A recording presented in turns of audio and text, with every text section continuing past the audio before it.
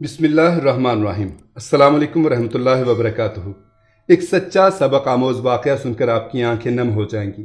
कल फीके कुम्हार के घर के सामने एक नई चमकती हुई गाड़ी खड़ी थी। सारे गांव में इसका चर्चा था। जाने कौन मिलने आया था। मैं जानता था फीका पहली फुर्सत में आकर मुझे सारा माजरा ज़रूर सुनाएगा। वही हुआ। शाम को डेरे पर आकर बैठा ही था कि फीका चला आया। हाल चाल पूछने के बाद कहने लगा, साहब जी, कई साल पहले की बात है, आपको याद है? मासी नूरा होती थी, वो जो भट्टी पर दाने भूना करती थी, जिसका इक्को एक पुत्र था, वकार। मैंने कहा, हाँ यार, मैं अपने गांव के लोगों को कैसे भूल सकता हूँ। अल्लाह आपका भला करे साहब जी। वकार और मैं 5वीं जमात में पढ़ते थे। स्कूल में अक्सर वकार के ढिड में पीड़ होती थी। साहब जी एक नुकड़े लगा रोता रहता था। मास्टर जी डांट कर उसे घर भेज देते थे कि जा हकीम को दिखा और दवाई लाए। एक दिन मैं आधी छुट्टी के वक्त वकार के पास बैठा था। मैंने अम्मा के हाथ का बना पराठा और अचार खोला। साहब जी, आज भी जब कभी भूख लगती है ना, तो सबसे पहले अम्मा के हाथ का बना पराठा ही याद आता है और सारे पिंड में उस पराठे की खुशबू खंड जाती है। पता नहीं साहब जी, अम्मा के हाथ में क्या जादू था। साहब जी, वकार ने पराठे की तरफ देखा और नज़र फेर ली।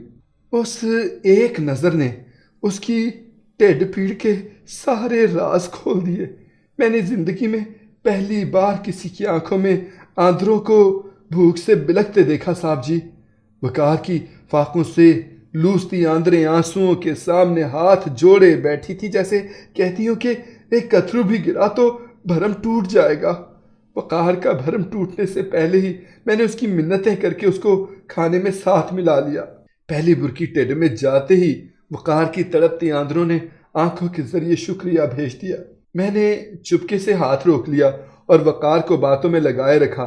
उसने पूरा पराठा खा लिया और फिर अक्सर ऐसा होने लगा, मैं किसी न किसी बहाने वकार को खाने में मिला लेता। वकार की भूखी आंदरों के साथ मेरे पराठे की पक्की यारी हो गई और मेरी वकार के साथ खबरें किसकी यारी ज्यादा पक्की थी।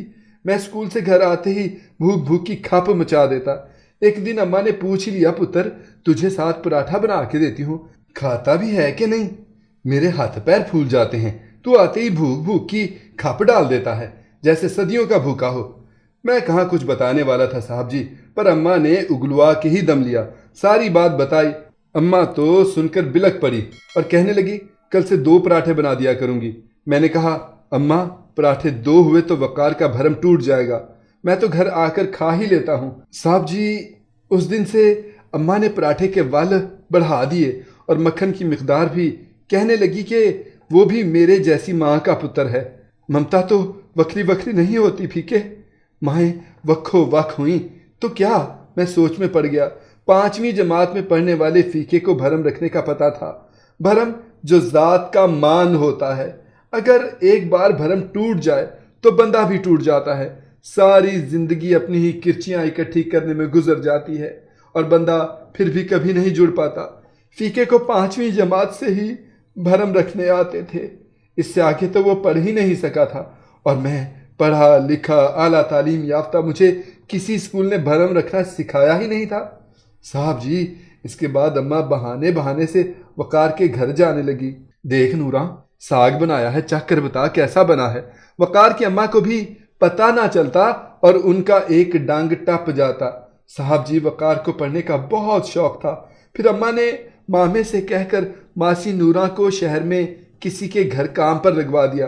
तनख्वाह वकार की पढ़ाई और 2 वक्त की रोटी तय हुई। अम्मा की जिंदगी तक मासी नूरा से राब्ता रहा। अम्मा के जाने के चंद माह बाद ही मासी भी गुजर गई। इसके बाद राब्ता ही कट गया। कल वकार आया था, वलायत में रहता है जी, वापस आते ही मिलने चला आया। पढ़ लिख के बड़ा बड़ा अफसर बन गया है जी। मुझे लेने आया है साहब जी, कहता तेरे सारे कागजात रेडी करके पासपोर्ट बनवा कर तुझे साथ लेने आया हूँ और इधर मेरी अम्मा के नाम पर लंगर खोलना चाहता है जी। साहब जी, मैंने हैरान होकर वकार से पूछा, यार लोग स्कूल बनवाते हैं, अस्पताल बनवाते हैं, तू लंगर ही क्यों खोलना चाहता है, और वो भी अम्मा के नाम पर? कहने लगा, फीके, भुख बड़ी जालिम चीज़ है, चोर डाकू बना देती है।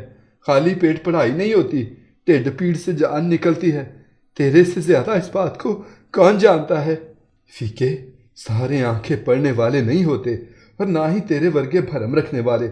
پھر کہنے لگا، یار فیکے، تجھے آج ایک بات بتاؤں؟ چلیا میں سب جانتا ہوں۔